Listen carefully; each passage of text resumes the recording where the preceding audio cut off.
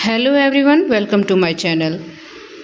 Last video में हमने subject verb agreement के 4 रूल्स को देखे थे और उनके रिगार्डिंग हमने क्वेश्चन भी किया था।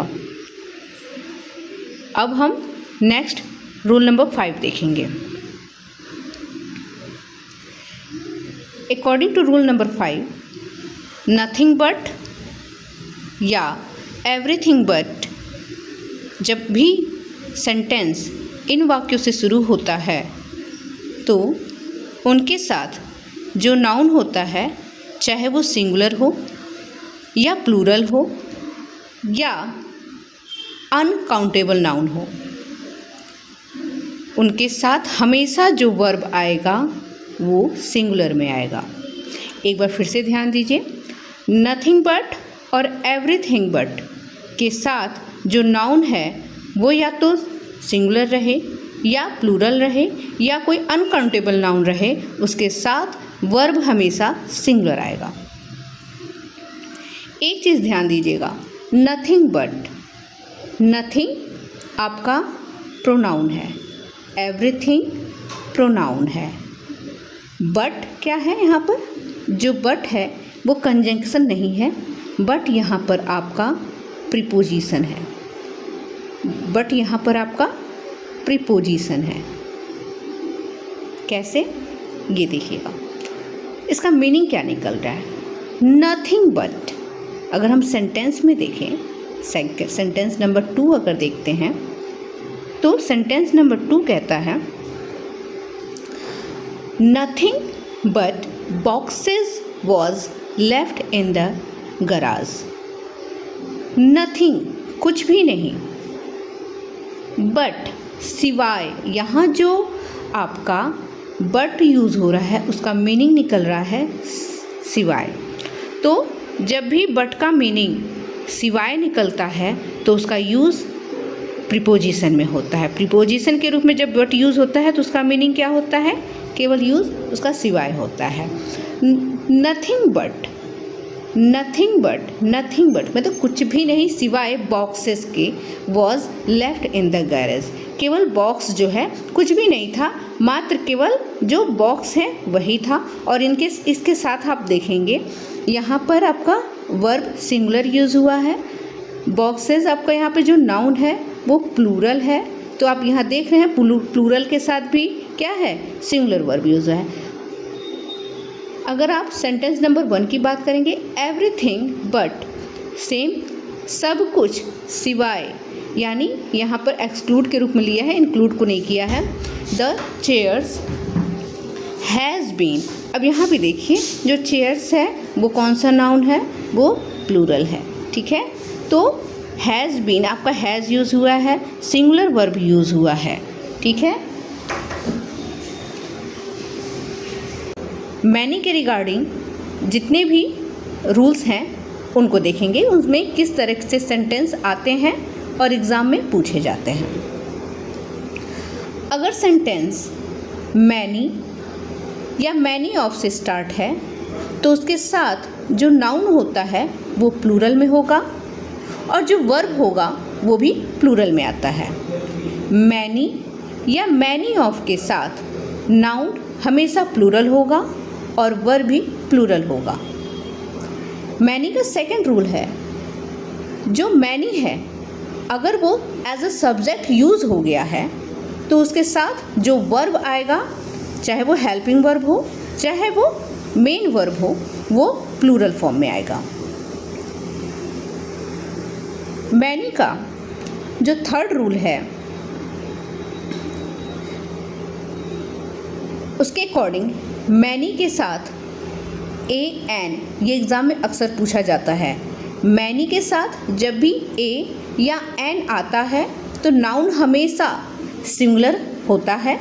अक्सर लोग क्या सोचते हैं कि मैनी आ गया तो मैनी के साथ हम हमेशा प्लूरल लगाएंगे और वो ए एन पर ध्यान नहीं देते हैं। बट मैनी के साथ जब भी ए या एन वाक्य में हो तो आपको नाउन पर ध्यान देना है कि वो सिंगुलर में है कि नहीं, और वर्ब पे फिर ध्यान देना है कि वो सिंगुलर है कि नहीं। इस तरीके से हम एरर डिटेक्ट कर सकते हैं। आइए कुछ एग्जांपल से समझें।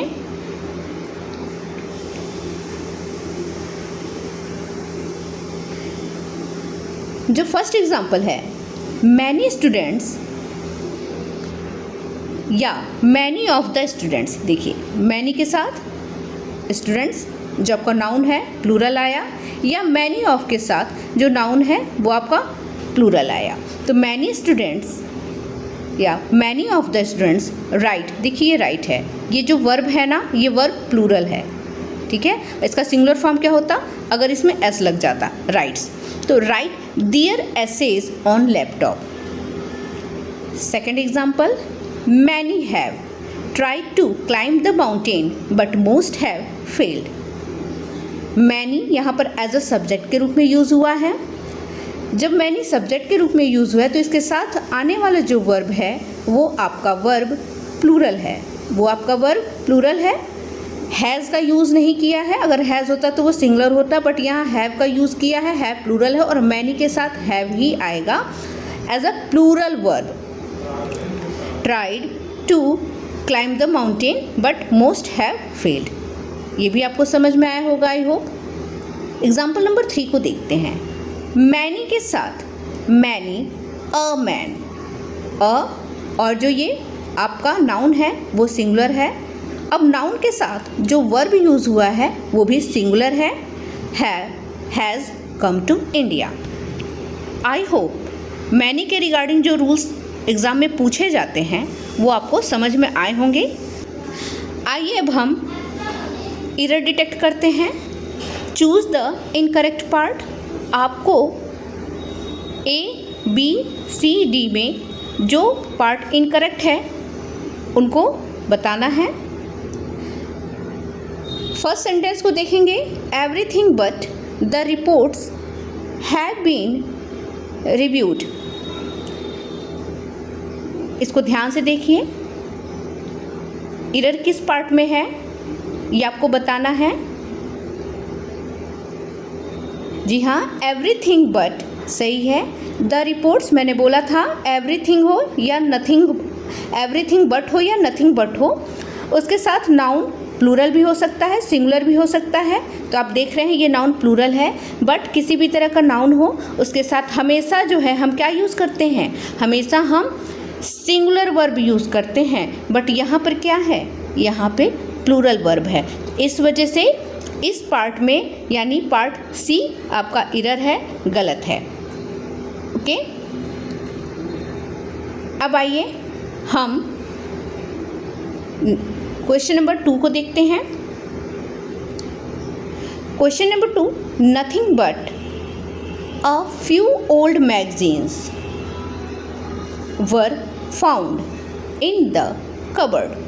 अब यहाँ बच्चे कंफ्यूज कहाँ होंगे, यहाँ बच्चे कंफ्यूज होंगे अ फ्यू से, क्योंकि फ्यू जब भी आता है सेंटेंस में तो उसके साथ हम जो वर्ब होता है वो प्लूरल लेते हैं। बट यहाँ पर आप ध्यान दीजिएगा, नथिंग बट है, यहाँ नथिंग बट है। नथिंग बट के साथ रूल है कि आपका जो नाउन है वेदर वो अगर वो प्लूरल हो या सिंगुलर हो, उसके साथ हमेशा जो वर्ब है वो कैसे यूज़ करेंगे हम, जी हाँ, सिंगुलर वर्ब यूज़ करेंगे। तो आपके पार्ट सी में एरर है, ठीक है। आई होप आपको समझ में आ रहा होगा, आप कर पा रहे होंगे। मेरा बस एक प्रयास है ना कि मैं आप लोग को क्वेश्चंस ला के दूँ और आप कर सकें। और जब थोड़ा सा एग्ज़ाम पास आएगा ना तो मैं बहुत सारे आपको क्वेश्चंस दूंगी, आप सॉल्व करोगे, प्रैक्टिस बनेगी। और किसी भी एग्ज़ाम में ना एक जो इंग्लिश टीजीटी पीजीटी होता है ना, तो उसमें आप ये देखोगे ना कि ग्रामर एक बहुत बड़ा रोल यूज़ करता है। आपको ग्रामर करना है और अच्छे अगर सिलेक्शन चाहिए तो ग्रामर के क्वेश्चन तो गलत ही नहीं होने चाहिए, क्योंकि यही पार्ट है जिसमें आपको मैथ्स की तरह, लोग कहते हैं ना मैथ्स की तरह नंबर मिलता है। इट मीन्स आप इस नंबर में इस पार्ट में आप नंबर अच्छा खासा गेन्स कर सकते हो। इसके अलावा मैं वोकैबुलरी भी कराऊंगी और बहुत आपको ट्रिकी चीज़ बताऊंगी कि किस तरीके से आप वोकैब को याद कर सकते हैं। बहुत अच्छी चीज़ें मैं आपको बताऊंगी, कैसे याद करना है वोकैब को, कैसे उस पर बिल्कुल कमांड करना है, रूट वर्ड्स हो गए आपके, ठीक है, ये सारी चीज़ें मैं आपको बताऊंगी। तो अब हम क्वेश्चन नंबर 3 देखेंगे।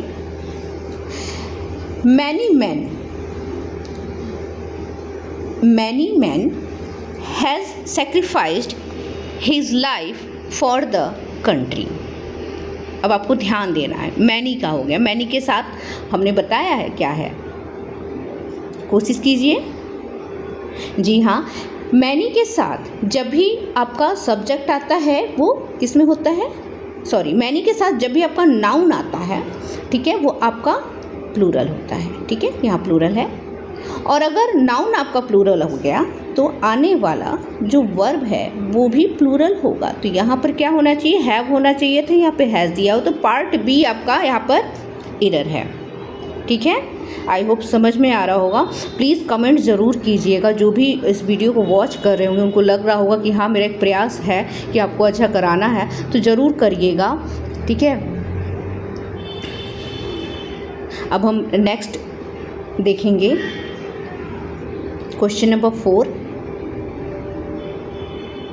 हम क्वेश्चन नंबर 4 पर ध्यान देंगे कि many a teacher and student have participated in the seminar. इसको कोशिश कीजिए करने की। जी हाँ, देखिए बच्चे पता है कहाँ कन्फ्यूज होंगे, कैंडिडेट कन्फ्यूज़ होंगे क्योंकि अ टीचर दिया है और एंड के साथ जुड़ा है और स्टूडेंट है, तो वो सोचता है ना कि अच्छा एंड के साथ जुड़ा है तो इसके साथ हम जो है क्या है वर्ब प्लूरल यूज़ करेंगे, बट ऐसा नहीं है। यहाँ आपको ध्यान देना है कि मैनी है, मैनी के साथ अ टीचर, ठीक है, अ टीचर दिया है एंड स्टूडेंट। ठीक है, यहाँ मैनी ए और एन वाला रूल लगेगा और इसके साथ क्योंकि ए और एन का रूल लगा है तो यहाँ पर जो वर्ब होगा, यहाँ पर जो भी आपका वर्ब होगा वो कैसा होगा, सिंगुलर होगा, वो सिंगुलर होगा, यानी कि यहाँ पर क्या होना चाहिए था, हैज़ होना चाहिए था। ठीक है, तो इस वजह से पार्ट बी आपका एरर है। अब हम ये लास्ट क्वेश्चन देखते हैं, question number 5। Question number 5, many of the candidates has demanded a re examination. इसमें आप बताइए, आई होप ये इजी है, आप कर लोगे। मैनी ऑफ द सही है और कैंडिडेट्स से मैनी ऑफ द हो या मैनी के साथ जब भी हम नाउन का यूज़ करेंगे तो वो प्लूरल में यूज़ होगा। ठीक है, ये आप कर लोगे। अब अगर नाउन प्लूरल में यूज़ हुआ है तो आपको यहाँ पर वर्ब भी क्या होना चाहिए, प्लूरल होना चाहिए।